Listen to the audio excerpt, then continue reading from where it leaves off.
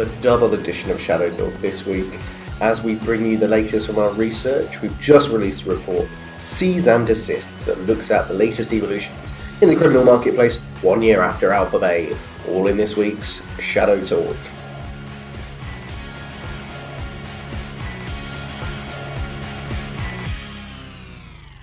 Hello listeners, it's Raf and I joining you to talk about our latest research, Seize and Desist.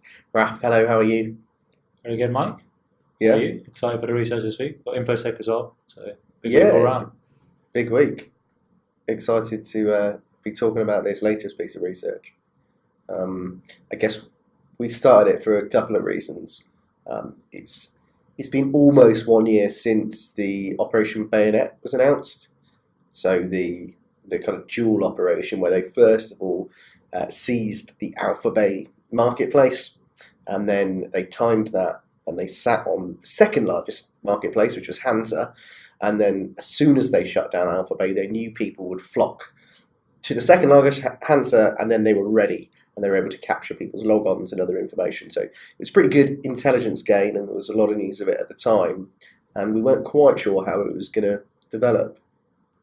And at the time, this was July 2017, I remember you wrote a blog on the kind of three potential outcomes that we might expect to see.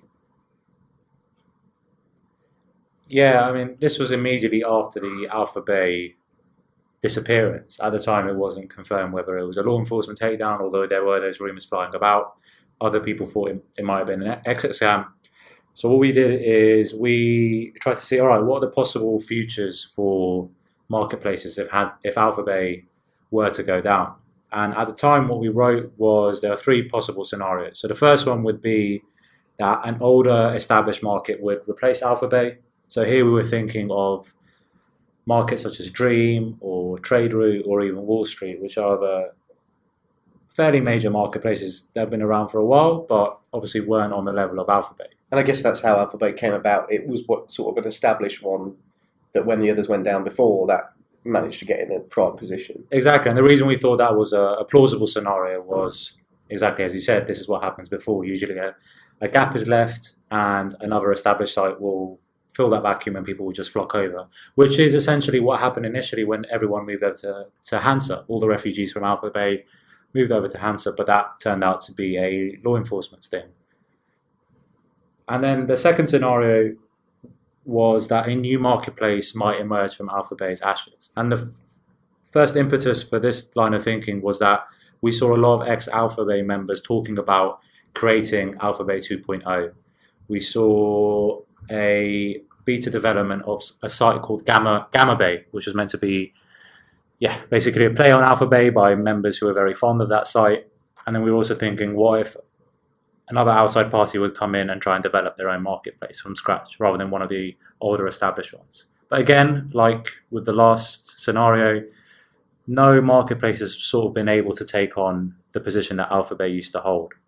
So then there was the third scenario as well, and that one related to, okay, what if users actually move away from the marketplace model and try and adapt, whether that's through new technology or using existing platforms that weren't as popular before or changing certain processes in the way they operate online.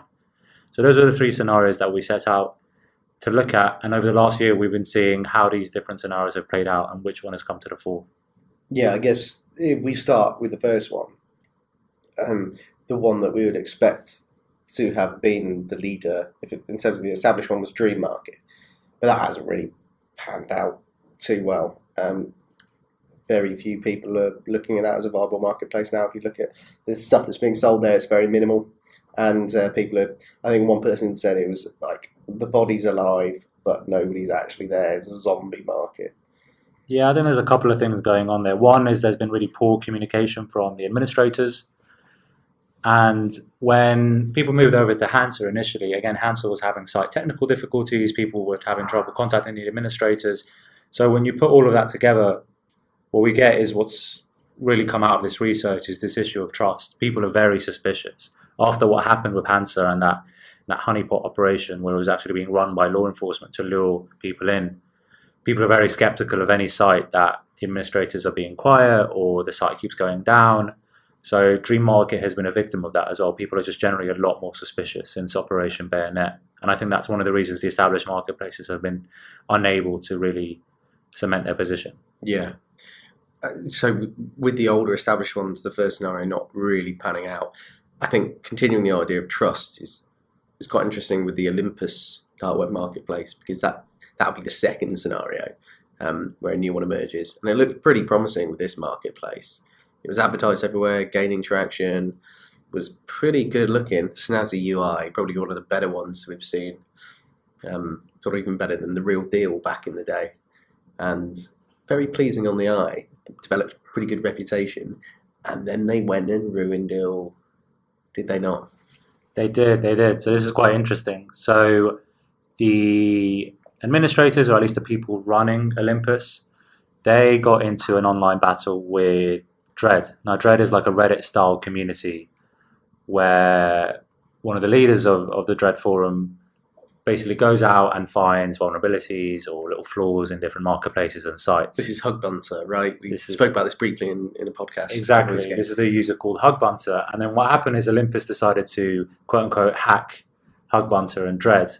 And that turned out to be a very bad move on their part, because they completely tarnished their reputation by doing so. The online community rallied round behind Dread, and Olympus had to come out and apologize and say they were going to employ a PR team to rectify this, but they haven't really been able to rectify the situation since then. So they rose very quickly, but then they also fell very quickly, showing how this is a really difficult terrain to traverse at the minute in trying to establish a marketplace. Yeah, I think that again really shows the importance of trust. But that's just one barrier to setting up a marketplace. You've also got the actual financial costs as well. And we were like trying to tot it up a little bit and work out how much it would be if you wanted to set up your own marketplace. The assumption is reduce barriers to entry. So if you want to set one up, fine.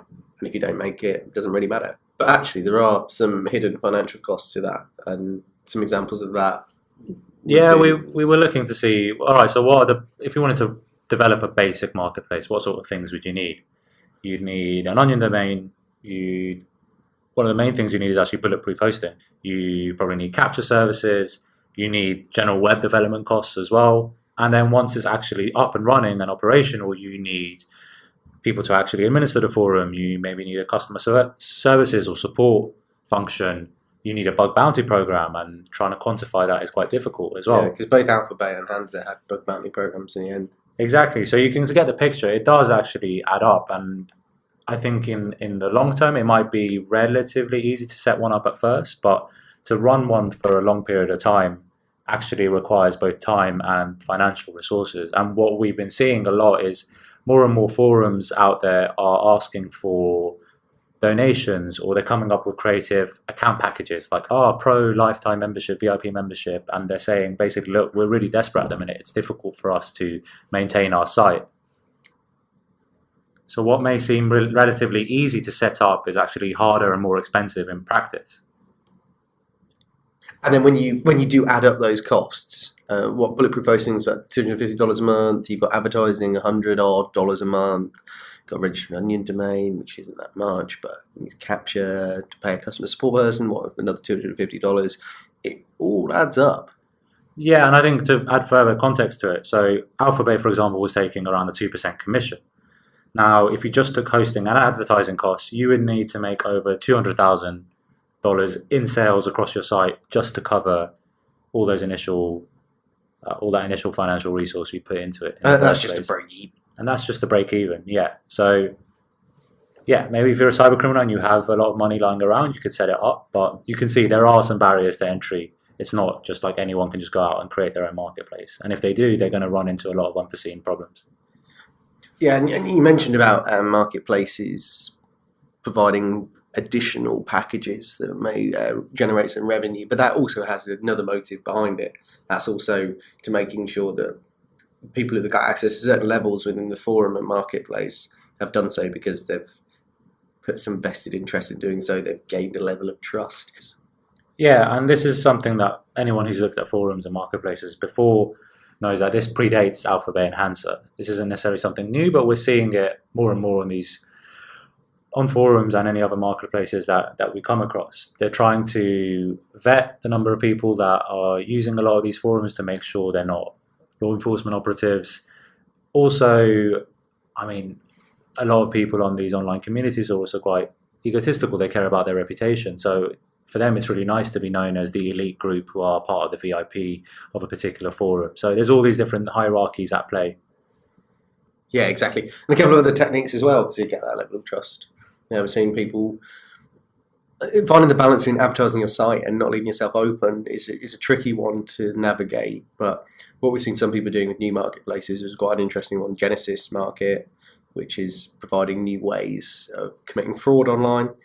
And we do have a blog on that. We won't go into it now, but check out our blog on the Genesis Market if you're interested.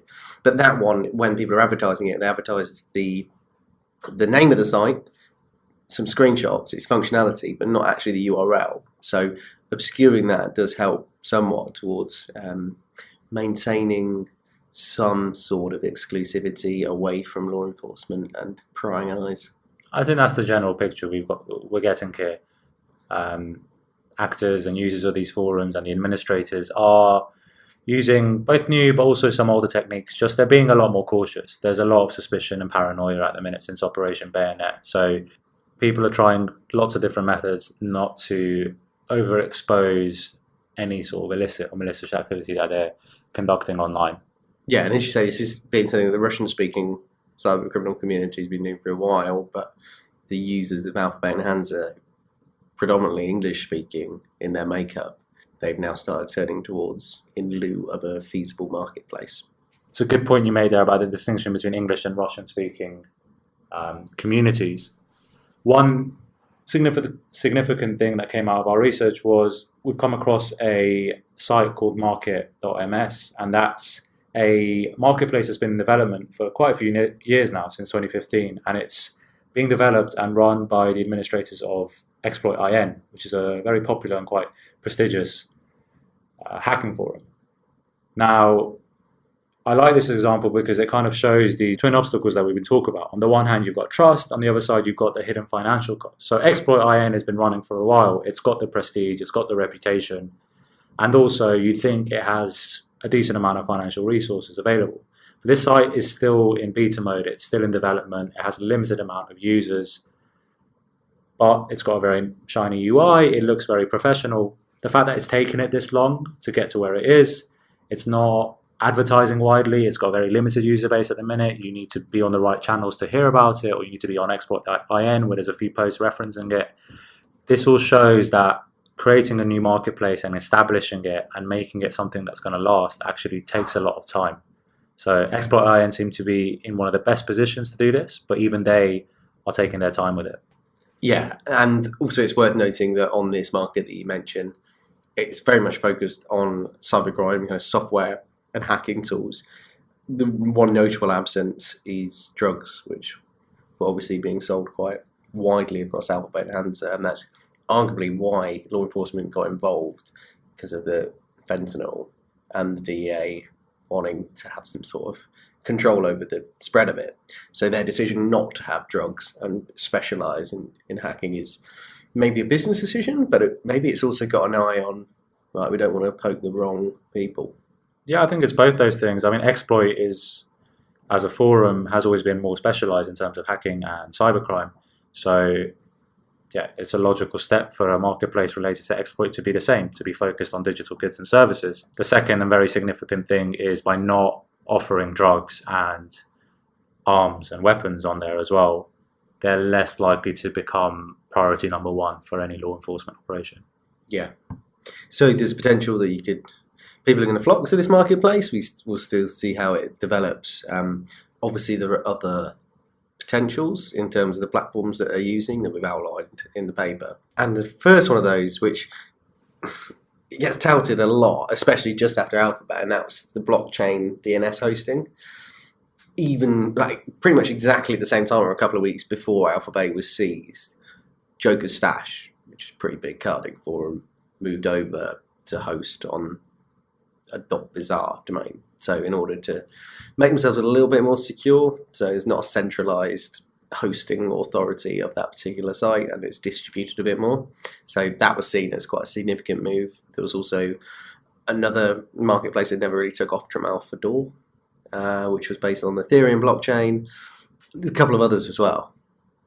Yeah, and Joker Stash is quite a big one. They decided to make that move, but there haven't been that many. This is definitely something that we should watch out for the future, to see if more and more sites start adopting it. But it's still very early days to say that there's a general trend for people moving over to blockchain DNS, for example, to provide more anonymity and privacy for their users. Yeah, to give an idea of scale, we were looking at OpenBazaar, which is another marketplace, which is on DNS, blockchain DNS, and that within a 4-month period attracted about 4,000 users.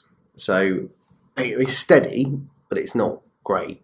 So yeah, as you said, OpenBazaar is still very early days for that. I think in terms of our research, what we've seen is that the more general shift has been towards alternative chat networks and communication channels. So overall, what we're seeing is there's a general decline in the marketplace model. Users are congregating, or at least retreating, to some of the more specialized forums. We talked about Export.in, there's many others. And then from there, they're going on to particularly Telegram and Discord channels to conduct their transaction. So what will happen is a seller of, let's say, credit card dumps or compromised accounts might advertise on a specialized forum, and then anyone who's interested will then be directed to a Telegram channel. And from there, they can then get in touch with the buyer directly, and the buyer and seller can do their business away from a marketplace. The other significant thing is that there are now standalone channels. So rather than even advertising on a forum, you can just search for credit card dumps or account dumps on Telegram directly, and you will find hundreds of different channels popping up every day. And here, sellers will simply just advertise what they have, and then again, the transaction will be done on a private Telegram channel or Discord channel. So Telegram's USP and policy has been always not to compromise or reveal messages belonging to its users. So the people that are using these type of platforms really do trust it. Again, we're going back to that issue of trust. We'll see in the future if Telegram is forced to start complying with law enforcement. It had recent issues in Russia, and there was a lot of protest going around that. So if Telegram is no longer seen as a trusted and reputable platform, then in all likelihood what will happen is users will simply migrate to another type of chat network where they feel that they're more secure. Taking drugs and guns and weapons aside from what was being sold on AlphaBay, what were the main things that organizations would be worried about? They'd be worried about compromised accounts, counterfeit documents, payment card information, personally identifiable information as well, maybe insider threats discussing stuff on their forums. Now, those threats haven't gone away because of Operation Bayonet. I think it'd be naive to assume that they have. Instead, what's happening is, as we've said, people are migrating to more specialized forums and then alternative communication channels, and the threats and the risks remain. Indeed. Right, I think we're out of time on the pod, but if people do want to read more about this, then we'll include a link to the paper itself in the description, so do check that out. Well, thanks for joining me, Raf. Pleasure as always to speak with you. You too, mate. Pleasure's all mine. Indeed.